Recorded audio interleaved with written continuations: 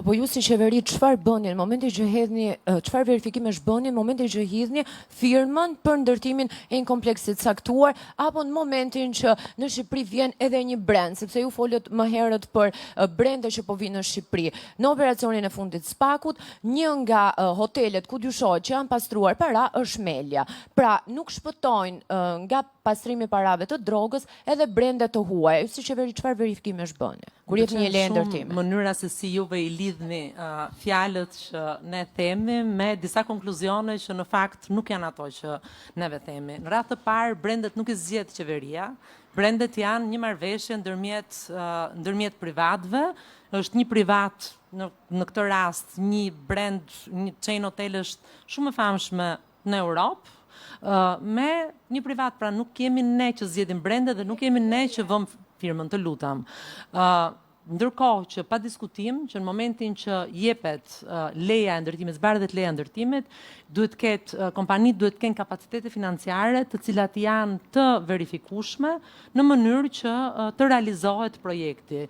Në çdo hallk, pra qeveria nuk mund të sillet si prokurori në mënyrë që të shkojë dhe të gjymojë, ne garantojmë përmbushjen e legjislacioneve, siç u shpjegova dhe më parë, jemi në një proces në cilin legjislacioni jonë po përafrohet me legjislacionin evropian.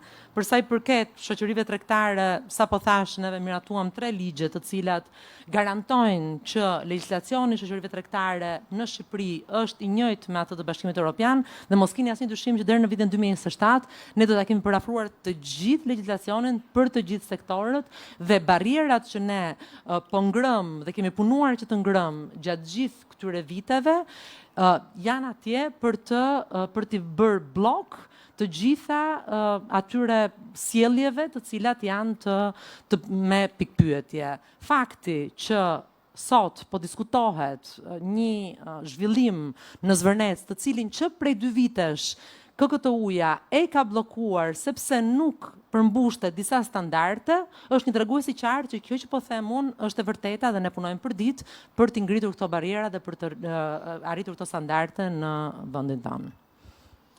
Bekim Bici, Ora News. Zënja Ministre, ju folet pak edhe për bordin e transparencës, pra një farformë anulimin e saj, por nga ana tjetër dim që kompanitë e hidrokarbureve kanë ngritur her pas here dhe gjatë ekzistencës së bordit transparencës shqetësime që çmimet e vendosura nga bordi i transparencës janë më të ulta se sa ato që në fakt do ishin interesi tyre apo plotësonin gjitha kushtet që le themi që përmbajnë vetvete vendosja e një çmimi. Nëse ndodh që pas heqjes së bordit të transparencës, çmimet do të vijojnë sërish nëpërmjet kompanive për interesat të tyre të rriten, ndoshta edhe të rriten ndjeshëm. Çfarë do të ndodh? A ka sërish një mas paraprak apo një plan paraprak ministria lidhur me parandalimin e një gjëje të tillë? Shumë faleminderit për pyetjen.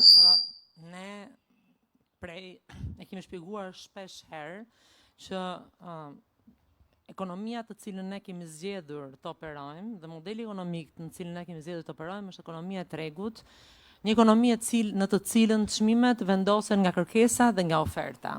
Pa diskutim që tregu i hidrokarbureve është një treg i cili dominohet nga pak lojtar dhe duke qenë i tillë ka riskje të sjelljeve ogobolistike, mund të themi. Nuk është qeveria që bën këto lloj investigimesh, është autoriteti i konkurrencës i cili është një institucion i pavarur që bën investigime nëse ekzistojnë apo jo kushtet për të pasur një treg ku ato lojtarët e tregut sillen si oligopol. Megjithatë, ajo që mund të them është që në të kaluarën, kjo nuk është eksperjenca jonë e parë, ne kemi pasur këtë eksperiencë gjatë krizës rritjes së çmimeve për shkak të luftës dhe konfliktit Ukrainë-Rusi, nuk u materializua një sjellje e tillë. Pra në momentin që ne vendosëm të dalim nga bordi, kompanitë nuk rritën çmimet në mënyrë të pakontrolluar. Ndërkohë që patjetër që bordi i fuste në një regjim në të cilin marzhet e fitimit ishin të përcaktuara dhe nuk mund të lëviznin mbi ato marzhe fitimi apo marzhe mbi çmimin.